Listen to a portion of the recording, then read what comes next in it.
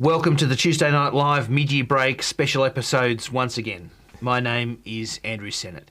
For the past few weeks, while the show is on its winter hiatus, we've been spending a bit of time answering all the questions we didn't get around to answering during our live shows.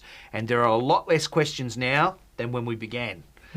In the description of the video, we'll include timestamps and hopefully links to each of the questions so you can look up any that you asked or that you're particularly interested in. But all of them will be there for you. Let me introduce Private Ryan, my co-host and conversation partner. Hey Ryan, how's it going? Good, thank you. How are you? Not too bad. What was it like to be saved, Private Ryan? I haven't seen the movie. You're kidding. No, I haven't. No, I know I need to. But doesn't it go for like 3 hours? Probably, but it's one of those movies that is worth the watch for its historical accuracy. Certainly the first half an hour, if you can sit through the first 40 minutes of the movie, you'll get a lot of the benefit, I think, that the movie gives us, which is a very realistic understanding of what it meant for our forefathers to land at Normandy, at least on that beach, and what their experience was like, which was pretty horrific. And when they talk about their experiences, or when they basically don't talk, that generation, about their experience, it gives you an understanding of why that is. So it is one of the more accurate of those films, and does it in a very sensitive but a good way.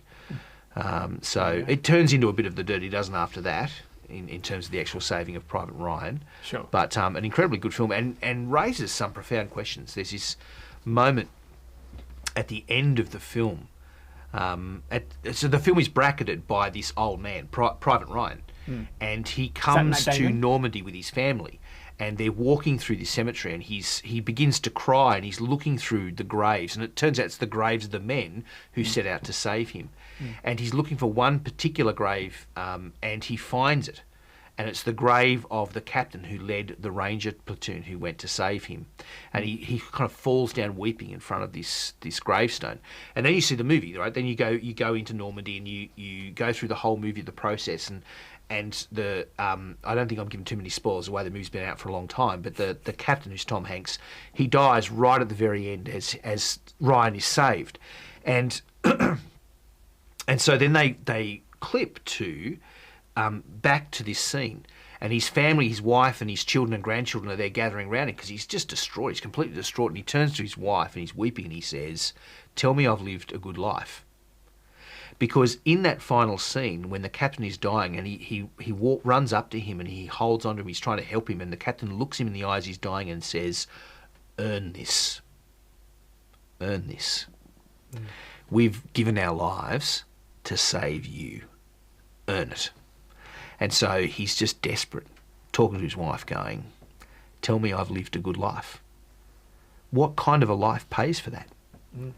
So anyway, I don't know why I bothered to bring that up, but because it's a good movie, apparently. It's your namesake. You sold it to me. You should watch the movie. It's a very good film, and raises some really significant questions about what our lives are about and what it means to live well.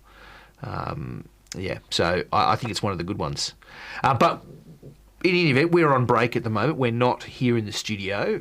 So where are you right now? I think future me will be at home, I believe. Okay, another boring night at home? Yeah, kicking up my feet.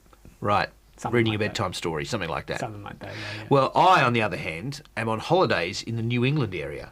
So I'm slowly freezing my feet. Very different from your first holiday. Yeah, that's right, yes. Well, it wasn't a holiday, staff conference, but I think staff conference is going to feel like more of a holiday. Yes, when you're out on the Queensland beaches. Yeah. I've already asked when are the surfing lessons for the staff conference. No reply, I gather. So. No reply. Again, folks, if you're watching on YouTube, do all the YouTubey things, like, subscribe, click on the notification bell, and please, if you have any more questions or you'd like a follow-up, make a comment in the comments section. All of that helps. But enough of that, let's get into the show.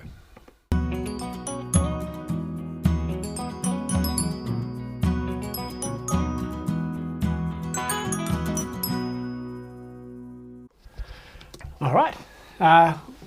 Let's get into it, shall we? We shall. Last week we finished. We've got one more question in our compassion episode, and that question's from Duck, and he asks, "Do God or Jesus ever justify not being compassionate?" I had to really think about this one, Duck. It is a good question. I don't think so. That doesn't mean we always have to do the thing that makes the other person happy rather than ourselves, but it does mean that compassion ought to be at the heart of who we are and what we do. Compassion can sometimes feel harsh to the other person because compassion will see them and deal with them as they really are, not as they desire or think themselves to be. And so compassion doesn't always feel nice to the person you're having compassion on. But I think we are still bound always to be compassionate. I don't know, what do you think, Ryan? Yeah, I think if compassion's tied into what it means to love someone properly, then I think it has to be, because that's our command. As Christians, if you boil everything down to a single sentence, it is to love one another and fulfill that law in that sense.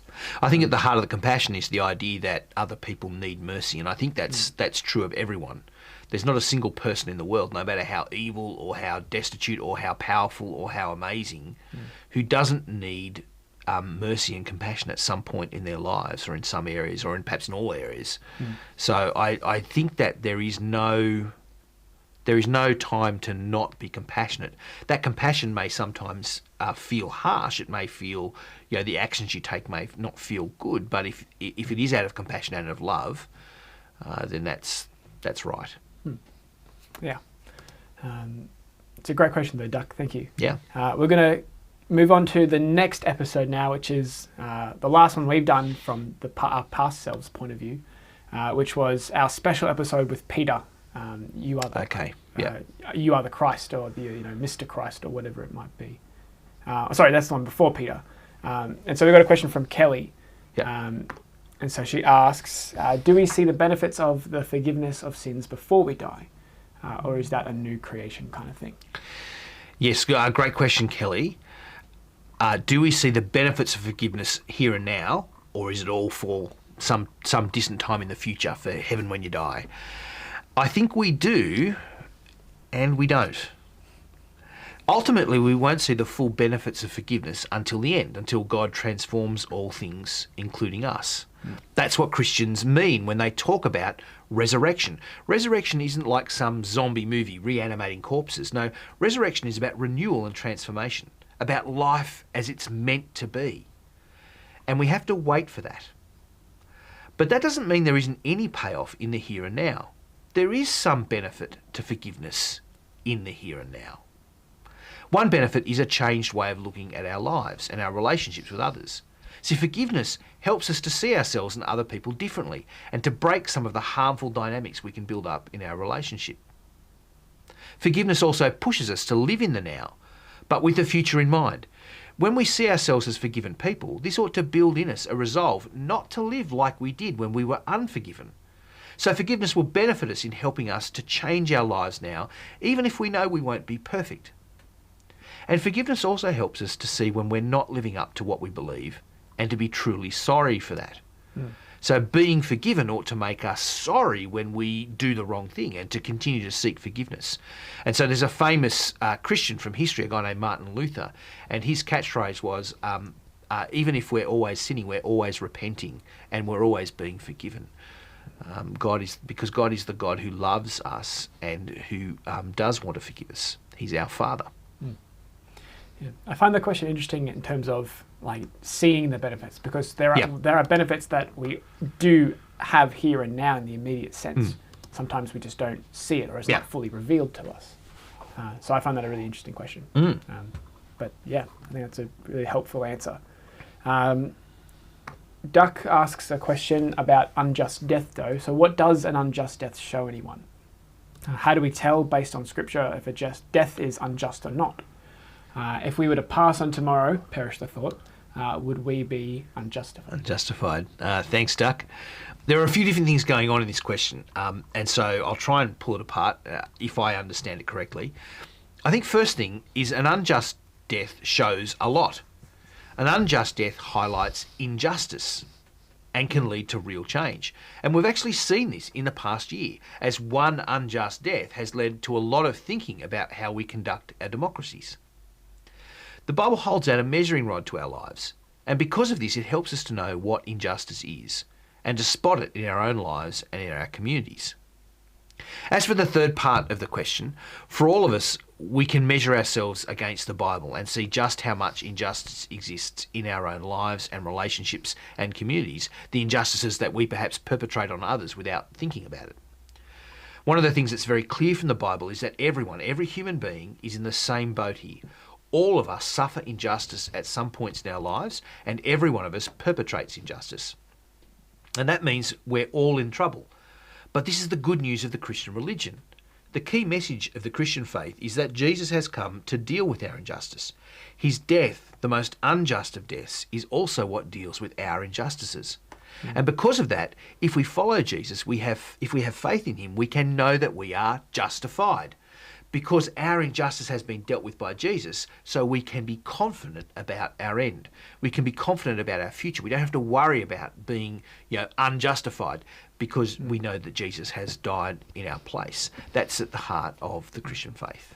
And if I remember from what we were talking about in this conversation, we were talking about that Jesus wasn't, his death wasn't just a martyr based on a death. It wasn't just for the sake of dying to prove a point. And that's what we're saying here, that Jesus' death didn't just show something, it actually did something for us. Yeah.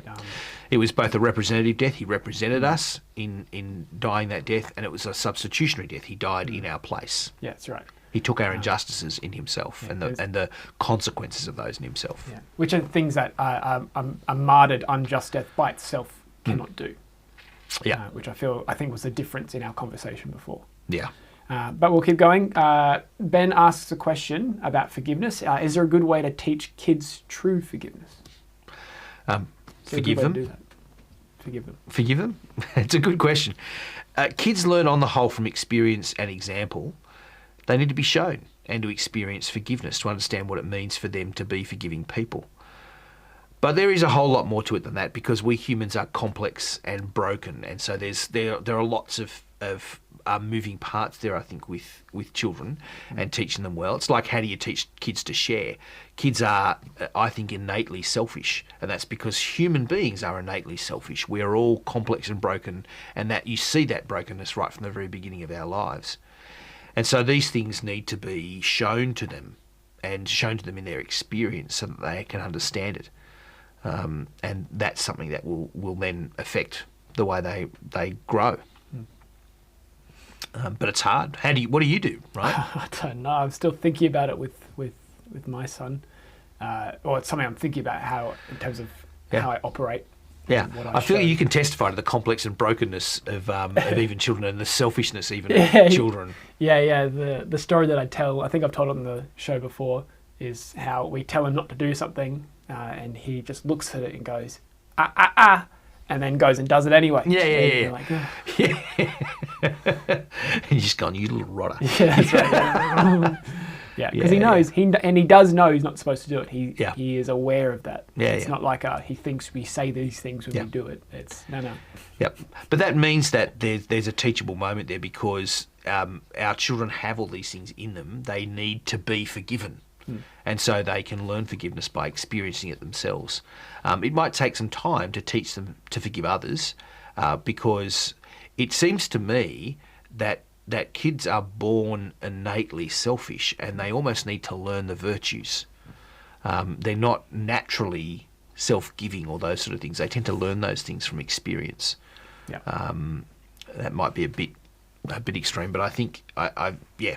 Well, I think it's the same, personally at least, even with us. Like when we get more tired or more exhausted, or when we have less time and pressures on, we don't tend to be more kind. Yes. Or have more patience. We tend to be more irritable and angry and prone to eruption. Yeah. I think that says something about us. Yeah. What we tend, or what's in our nature to do. Yeah.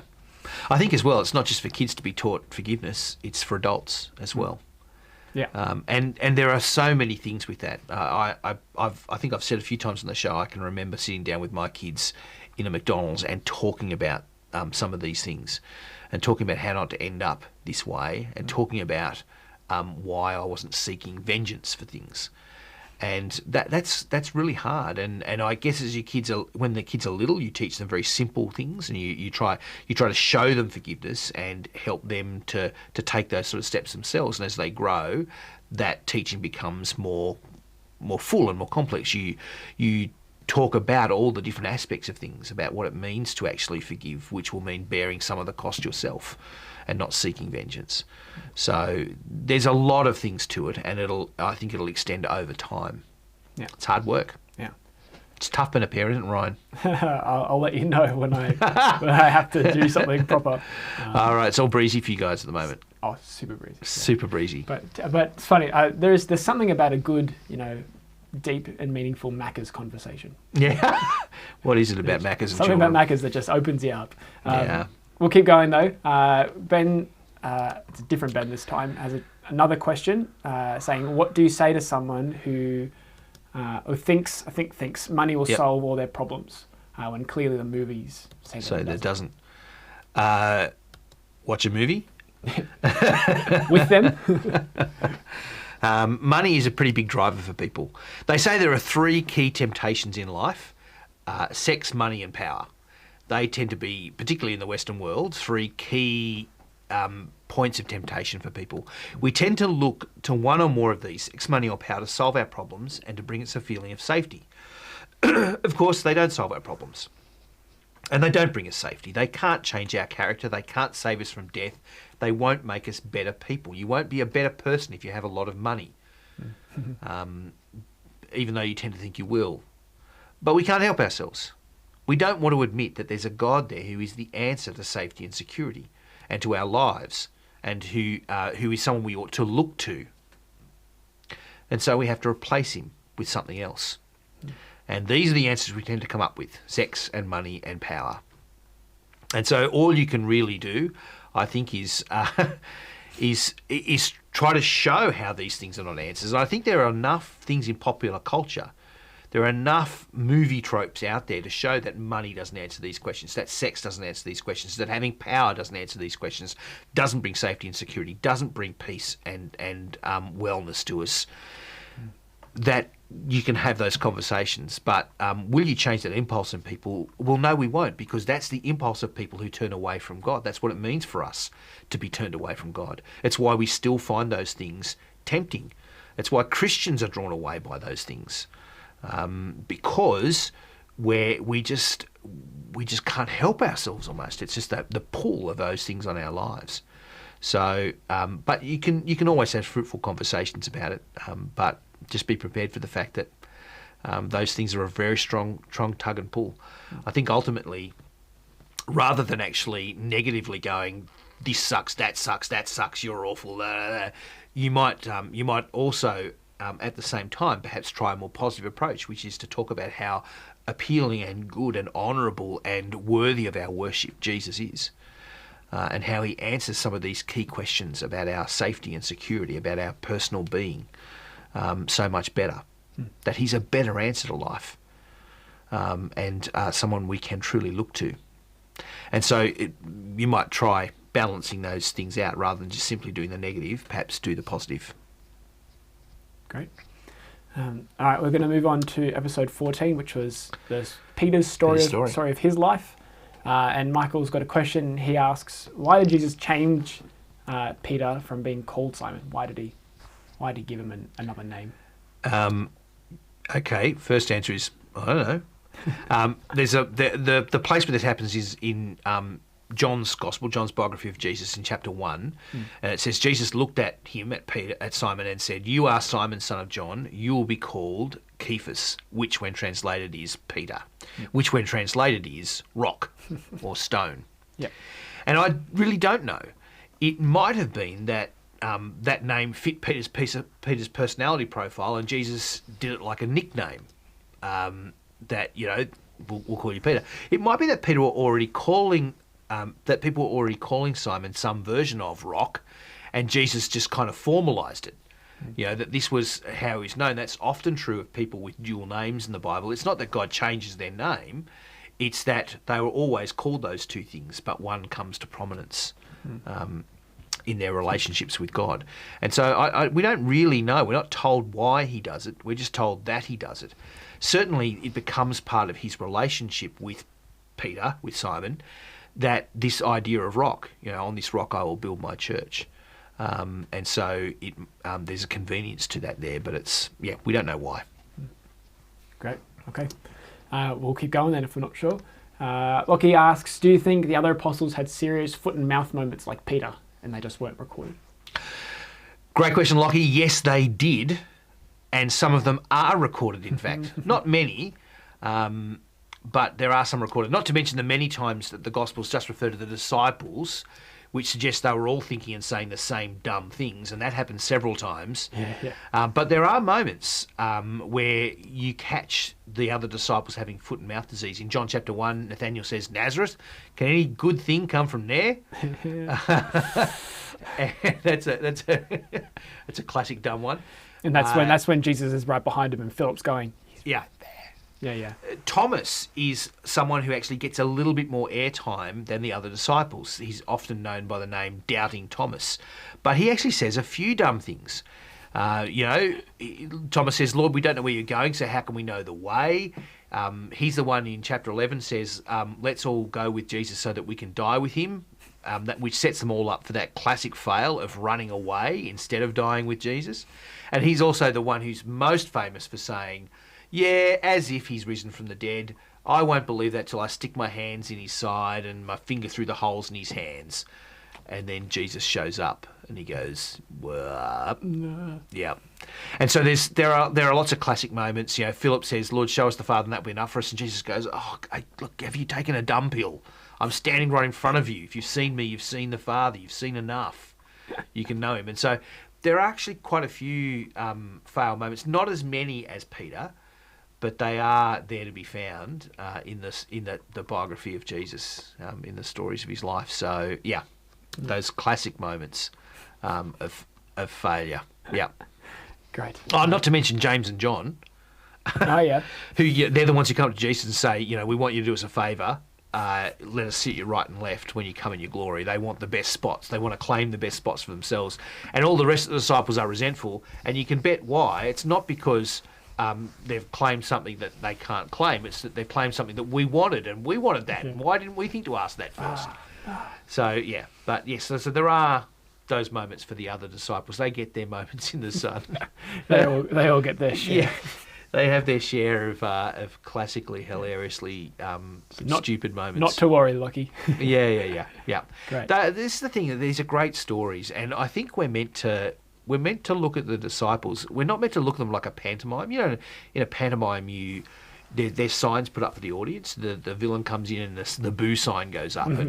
And we often think, well, there's the bad guys in the Gospels. We know who they are, and so the boo sign goes up for them. And the disciples are the kind of the clowns, and we're meant to kind of laugh at them and go, oh, head smack moment. I wouldn't have done that. I wouldn't have said that. But the reality is entirely different. We're meant to see ourselves in these people. We're meant to see our own failings, our own pride and arrogance, our own foolish thoughts about God. I mean, think of the dumb things we think about God and about life all the time. We are just like these blokes, often clueless about God and about Jesus. And so we're meant to read that off them, at the very least. Great. Well, Seno, we only have one more question to answer. Ooh, we made it to the end. We did. Let's get right into it. It's from Storm, who asks or says, firstly, courage is commonly thought of as the ability to act in spite of fear. Do you think Jesus felt fear? He also had the advantage of being kind of like an entitled private school student as being the Son of God. Yeah, good question, Storm. The simple answer is yes, of course Jesus definitely felt fear. And no, he didn't have some private school privilege, so it didn't mean anything to him. Jesus lived life like we all do. He was fully human, not partly human. And that means he would have experienced life the way all human people do, which means he would have felt fear at different times. Of course, the one place we see Jesus' fear most clearly is when he faced his own death. He didn't face death with happiness, but with dread. And he faced his death with more dread because he knew the meaning of his death. In other words, his privileged position, being the Son of God, only heightened his fear. It didn't make it easier. Because it meant he knew that he wasn't simply dying his own death, he was facing the anger of God at all of us. And yet, despite his fear, he faced that death for us. And so I think that this is a moment, in dealing with fear and thinking about fear, is one of those moments where we can most clearly relate to Jesus. He's very relatable because he faced that horrific moment that he was looking forward to. And we think about in our lives the things we're afraid of, the things we look ahead and fill us with fear. Well, he faced those fears too. He had to go through those things too, and they filled him with dread. And the gospel writers weren't afraid to make that explicit either. Yeah. In the story of the Garden of Gethsemane, I can't remember which gospel it is in, but they mention him as, so anxious that he actually sweated blood. Well, drops of blood. It's like drops of blood. There's and pleads for this cup to be taken from him. But in the end, he says, "But not my will, but yours be done." Yes, this is. He felt incredible and profound fear and dread, and we can connect to him in that. Yeah, and it helps us him be a proper example, not some. Yes, I think that's the thing, isn't it? The Bible talks about that with us, that we often. This is part of our problem, that we often mythologize people and characters, and even Jesus we mythologize, instead of understanding who he is rightly, that he is both God and human, but we tend to treat him as something bizarre and different. But his humanity is meant to connect him to us, not to distance him from us. And so, the Bible talks about the fact that Jesus went through temptations like we do, and he faced them down and didn't give in to them. And that gives us courage to look to him and take that example. Well, I think that's it, Seno. It's it. We've come to the end of all the questions. Thank you so much for the questions you've asked this year so far in the show.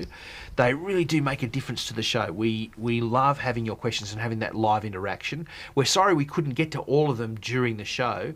We're glad we've been able to do a little bit of that now, and hope that we'll be able to continue to do that during the year. We hope the answers have been amazing, life-changing, or at least intelligible and not totally useless. Thanks for joining us. We will see you in a few weeks' time when we're back live with the show. See you then.